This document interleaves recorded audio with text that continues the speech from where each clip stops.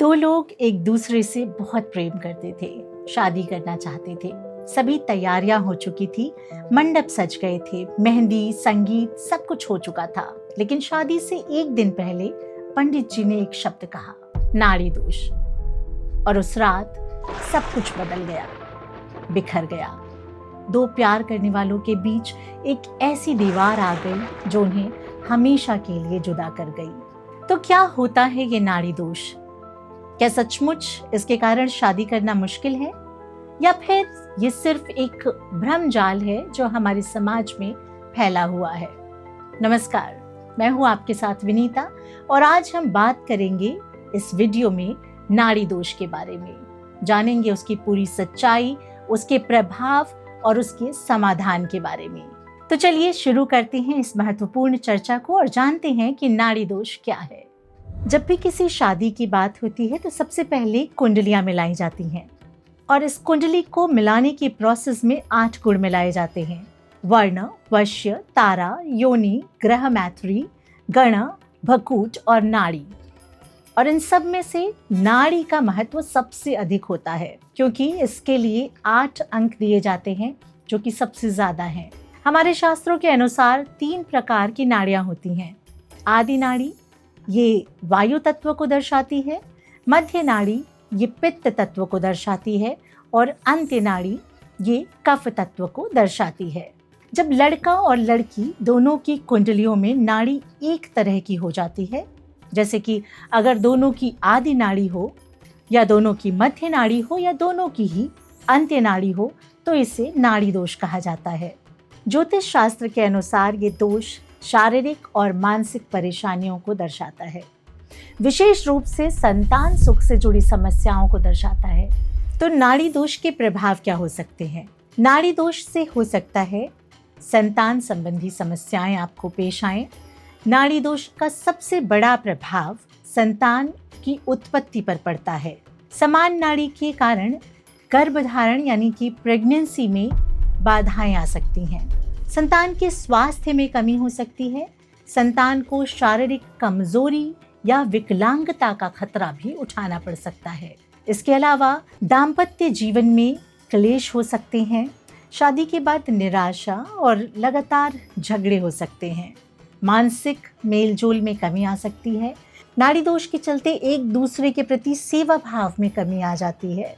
आपके और आपके पार्टनर के बीच इमोशनल डिस्टेंस बढ़ जाता है। नाड़ी दोष से स्वास्थ्य संबंधी परेशानियां भी हो सकती हैं।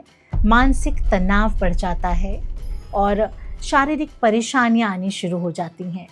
दाम्पत्य जीवन में किसी एक को या दोनों की ही एनर्जी कम होने लगती है, जिससे जीवन में खुशियों की कमी आने लगती है।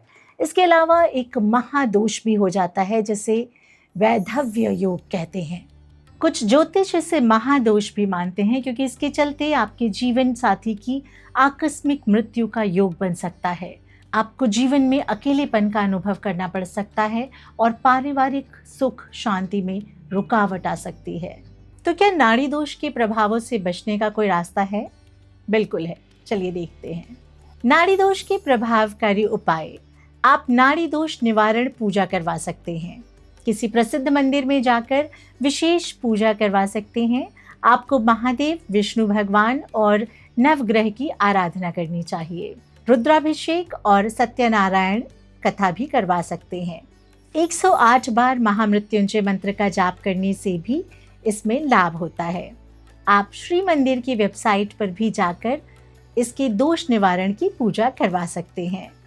नाड़ी दोष के निवारण के लिए आप दान दक्षिणा भी कर सकते हैं। कुछ ज्योतिष गौ दान को शुभ मानते हैं। वो कहते हैं कि ये सबसे उत्तम है। अन्नदान, वस्त्र दान करना भी उत्तम माना जाता है और ब्राह्मण भोज करवाना भी शुभ माना जाता है। कुंभ विवाह या विष्णु विवाह भी एक उपाय माना जाता है। अगर किसी का दोष बहुत ज्यादा बढ़ जाए तो पहले उसकी शादी भगवान विष्णु से करवाई जाती है और इसे कुंभ विवाह कहा जाता है। माना जाता है कि ये करने से दोष का निवारण हो सकता है। पीपल या बरगद के पेड़ से शादी करने की प्रथा भी आपने सुनी होगी, जो एक बड़ी सेलिब्रिटी ने भी की थी। इसके अलावा एक अच्छे ज्योतिष से सलाह लेना सही होगा। ज्योतिष जो आपकी कुंडली की गहराई से जांच करे। अगर दोनों लोगों में से एक की कुंडली में दोष कमजोर हो और दूसरे की मजबूत हो तो दोष को संभाला जा सकता है। आप श्री मंदिर की सहायता से अपने दोष की गहराई को समझ सकते हैं। कई लोग पूछते हैं कि क्या ये दोष सत्य है? तो देखते हैं, विज्ञान वर्सेस आस्था। आज के युग में कुछ लोग इसे अंधविश्वास मानते हैं। उनका कहना है कि ये सिर्फ मन का एक भ्रम है।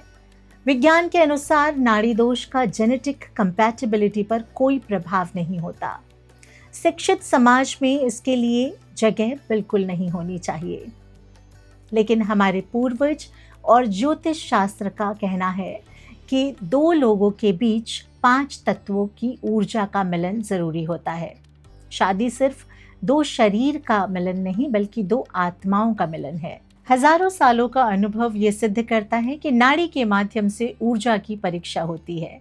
तो क्या नाड़ी दोष में शादी बिल्कुल नहीं करनी चाहिए? ऐसा बिल्कुल नहीं है। ये जरूरी नहीं कि नाड़ी दोष में शादी हो ही ना। अगर बाकी योग और गुण अच्छे हैं तो दोष कम हो जाते हैं और सही तरीके से उपाय करके भी दोष को कम किया जा सकता है। अगर दोनों व्यक्ति समझदार हैं तो समस्या कम हो जाती है और एक अच्छे डॉक्टर से सलाह लेकर जेनेटिक काउंसलिंग भी की जा सकती है। कई जोड़े नाड़ी दोष के बावजूद सुखी वैवाहिक जीवन व्यतीत कर रहे हैं। उपाय और समझदारी से हर मुश्किल का हल निकाला जा सकता है। प्रेम, विश्वास और सहयोग से हर दोष को मिटाया जा सकता है। याद रखिए, हर कुंडली अलग होती है, हर व्यक्ति की परिस्थिति अलग होती है। उपाय और समाधान हमेशा उपलब्ध होते हैं और प्रेम और विश्वास ये सबसे बड़ी शक्ति है। जीवन में मुश्किलें आएंगी लेकिन हिम्मत और हौसले से समस्या का समाधान किया जा सकता है। नाड़ी दोष से घबराने की ज़रूरत नहीं है बल्कि समझदारी से इसका सामना करना चाहिए। आपके क्या सवाल हैं नाड़ी दोष या किसी भी और दोष के बारे में मुझे कमेंट में ज़रूर बताइए।